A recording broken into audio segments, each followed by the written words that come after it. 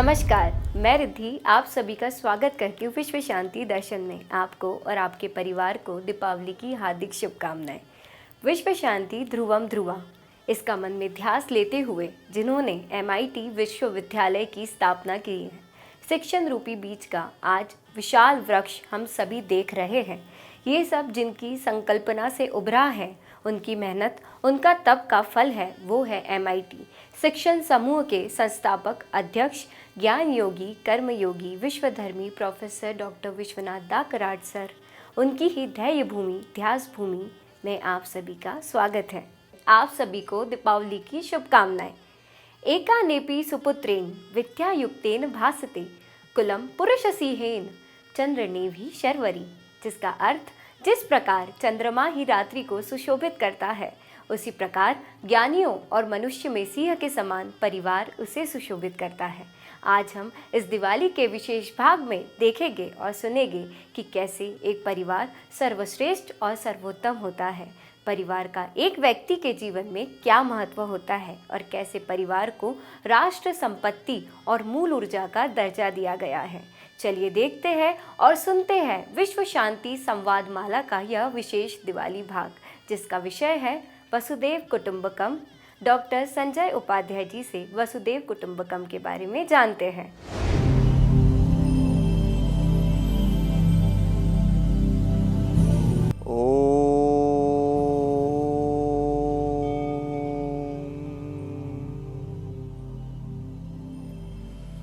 नमस्कार, सभी दर्शकों का हार्दिक स्वागत और सभी दर्शकों को दीपावली की हार्दिक शुभकामनाएं।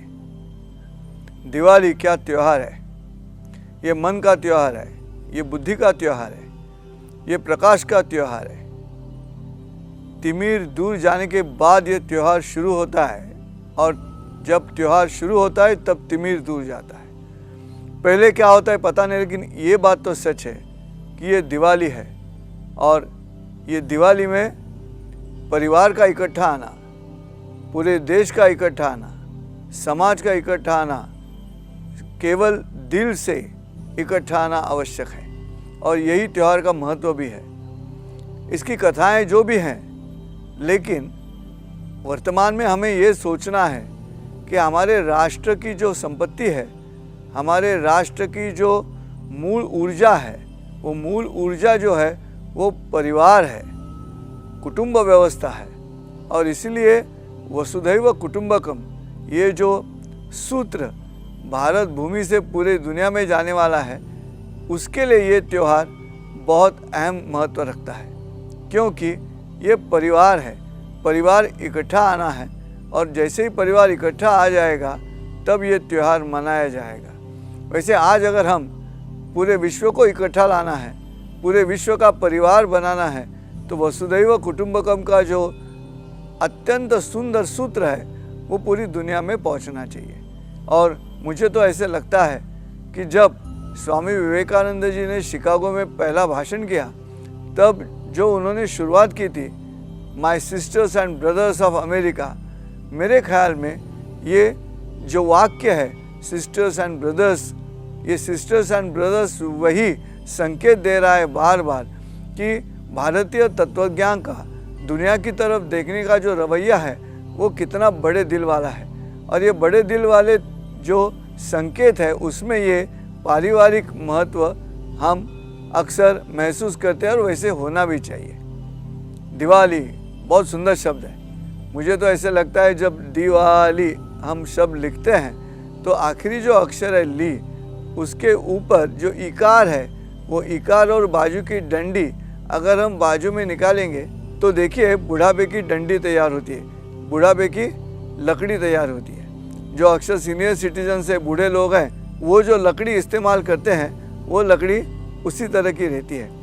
अगर आपको ज़िंदगी में यश पाना है तो मेरा तो ये कहना है कि ये एक त्यौहार है जहाँ पे जवान लोग और बूढ़े लोगों का इकट्ठा आना, मतलब जवान लोगों की जो बुद्धि है, क्रिएटिविटी है, उसके साथ में अनुभव भी इकट्ठा आना।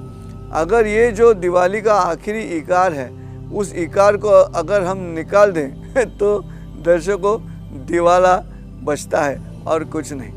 मेरे ख्याल से जो कल्पनाएं हैं, नई पीढ़ियों की जो कल्पना है, ये कल्पनाओं को अगर इस तरह से बुढ़ापे का अनुभव भी साथ में, बुढ़ापे की अनुभव सिद्धि जो है, जो 9वीं सिद्धि है, अष्ट सिद्धियों में उसके बाद में और एक सिद्धि हमें जोड़नी चाहिए और वो है अनुभव सिद्धि। अगर ये इकट्ठा आएंगे तभी दिवाली बनती है। संत ज्ञानेश्वर जी के ज्ञानेश्वरी में बहुत अच्छी वो भी है, स्टांजा है। उन्होंने कहा है कि सूर्य अधिष्ठिली प्राची जगा राणी वदे प्रकाशाची तैसी वाचा श्रोतया ज्ञानाची दिवाळी करी।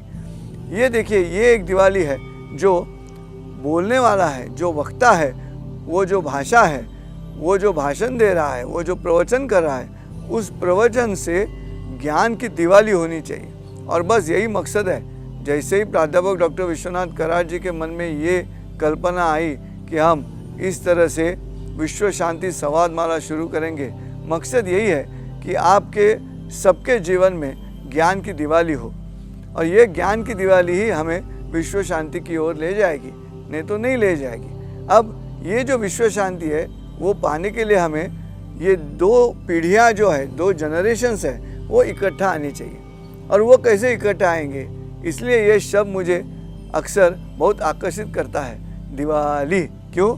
आखिर का इकार मतलब अनुभव, बुढ़ापे की जो लकड़ी है वो लकड़ी, उसके साथ में अगर आ गई तो ही दिवाली बनेगी। और ये आज का प्रवचन सुनने के लिए टीवी के सामने जो जवान बैठे हैं उनसे विनती है कि ये ध्यान में रखें कि अगर ज़िंदगी में यश पाना है तो अनुभव सिद्धि भी साथ में चाहिए, तभी बात बनेगी। देखिए, जैसे मेरी गाड़ी है और मेरे पिताजी की भी गाड़ी थी। अभी मेरे पिताजी का जो कार है, वो पिताजी की कार बहुत आवाज़ करती थी। जैसे जो रास्ते थे हमारे यहाँ पे, वो बिल्कुल ख़राब रास्ते थे। अब ख़राब रास्ते पे जब गाड़ी जाएगी तो उसका बम्पर बजता है, उसका बॉनेट बज रहा है, पीछे बूट बज रहा है, ये सब आवाज़ करते थे। लेकिन अब उसी रास्ते पे, ज़िंदगी के रास्तों में जो कठिनाइयाँ हैं वो नहीं बदली। मेरे पिताजी के समय जो कठिनाइयाँ थी वो आज भी मेरे सामने भी है, लेकिन इस रास्ते पे जब मेरी गाड़ी चलती है वो कम आवाज़ करती है। वो क्यों कम आवाज़ करती है? क्योंकि मेरी गाड़ी अगले जनरेशन की है। उसका जो ज्ञान है वो पिताजी के गाड़ी से बेहतर है। उसके जो शॉक एब्सॉर्बर्स है वो पिताजी के गाड़ी से बेहतर है, इसलिए वो कम आवाज़ करते हैं। अब मुझे बताइएगा, देखिए यंत्र जो है अगर वो अगली जनरेशन में जाता है तो कम आवाज़ करता है, लेकिन यंत्र को जो ये अक्ल है, यंत्र के मन में ये जो अंडरस्टैंडिंग है कि मैं ज़्यादा पढ़ा हूँ इसलिए कम आवाज़ करना चाहिए, वो अक्ल आज के जनरेशन को क्यों नहीं आती? कई बार ये देखा गया है कि जितना ज़्यादा पढ़ा लिखा बच्चा है उतना ज़्यादा वो आवाज़ करता है। देखिए, ये शिक्षा के माध्यम से ही हम बदल सकते हैं। अक्सर हमने देखा है कि गांव के जो बच्चे हैं उनको शिक्षा चाहिए, उनको सीखना है, और सीखने के लिए कहाँ जाएंगे आगे?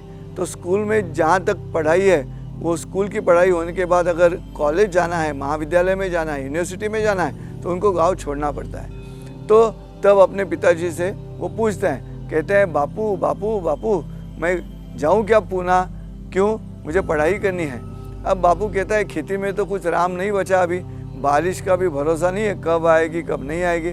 तो बापू कहता है ठीक है, एक ज़मीन का टुकड़ा है मेरे पास, उसको बेच देता हूँ और उस पैसे से तुम्हें शहर में जाके सीखने के लिए मैं सुविधा तैयार करता हूँ। तो तब बच्चा क्या कहता है? बापू बापू बापू मैं जाऊँ क्या, ऐसे पूछता है।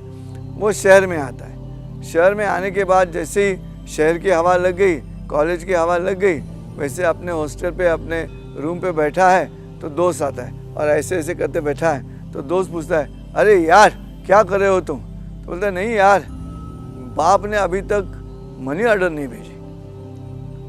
और कुछ महीने चले जाते हैं। कुछ महीने चले जाने के बाद पिताजी सोचते हैं कि चलो बच्चा क्या कर रहा है, शहर में जाके देखते जाऊँ। तो पिताजी गांव से निकलते हैं और शहर में आते हैं देखने के लिए।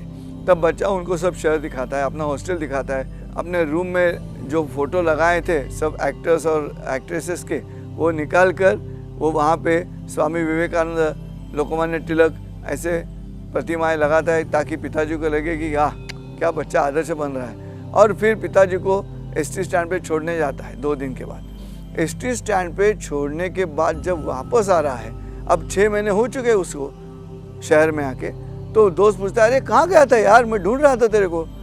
तब ये बोलता है नहीं, बूढ़े को छोड़ने गया था। देखिए क्या हो रहा है, मैं बोल रहा हूँ कि कहाँ से शुरुआत हुई, बापू से शुरुआत होगी।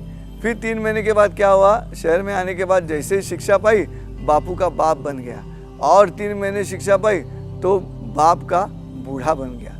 ये जो संबोधन है अपने पिताजी की तरफ, वो संबोधन बदलता गया क्योंकि शहर में आने के बाद ये बात आ गई। आज हमें दिवाली के त्यौहार पे ये तय करना है कि अगर दुनिया में हमें अपना भारतीय राष्ट्र का जो मूल स्रोत है, मूल ताकत है, वो है परिवार। अगर परिवार को हम अच्छे रखेंगे तो ही बात बनेगी।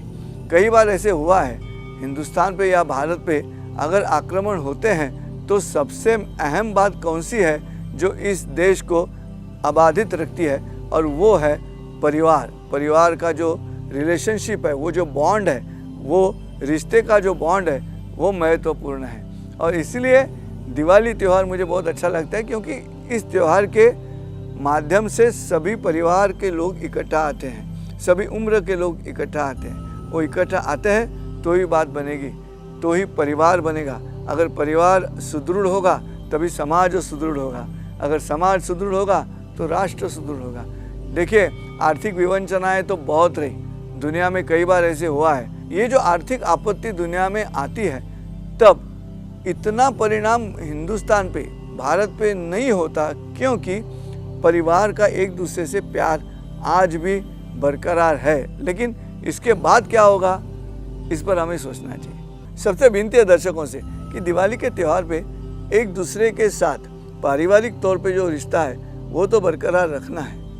ये मौका मत छोड़ो, जिसके साथ झगड़ा हुआ परिवार में उनके साथ दोस्ती बना लो। मतलब दिवाली का त्यौहार मनाने का ये बहुत अद्भुत तरीका है जहाँ पे ये रिश्ता वापस हम तैयार कर सकते हैं। रिप्लेनिशमेंट ऑफ द रिलेशनशिप, इसको हमें इकट्ठा लाना है। बाकी त्यौहार तो मनाए जाते हैं, मिठाई खाते हैं, बहुत सारी चीज़ें खाते हैं, मज़ा करते हैं। इस साल तो इसी सहारे में आप सबसे विनती करता हूँ कि पटाखों के साथ मत खेलिएगा इस साल, क्योंकि अगर ये वायरस अभी भी घूम रहा है हवा में तो पटाखों के साथ क्या होगा भगवान जाने। लेकिन वो जो यहाँ पे आक्रमण करता है अपने गले पे, खांसी पे, और वहाँ से अपने फेफड़ों में जाता है, पहले उसको बचाना है। और उसको अगर बचाना है तो प्रदूषण कम होना है, अगर प्रदूषण कम होना है तो पटाखों के लिए संयम रखिए। इस साल तो संयम रखिएगा, ऐसी विनती इस प्रवचन के माध्यम से मैं आपके सामने रख रहा हूँ। बहुत ही सुंदर और सरल शब्दों में उपाध्याय जी ने अपनी बातों को एक माला के धागे में एकाग्र कर दिया। सीख के तौर पर दिए गए उदाहरणों से हमने यह जाना कि एक परिवार एक व्यक्ति के लिए और पूरे राष्ट्र, शिक्षा, उन्नति और देश एवं व्यक्तिगत प्रगति के लिए कितना मायने रखता है। वसुदेव कुटुंबकम की सीख हम अपने जीवन में अमल करते हुए इस विषय को यही विराम देते हैं। फिर अगले भाग में मिलते हैं कुछ नए विषय के साथ। तब तक के लिए नमस्कार।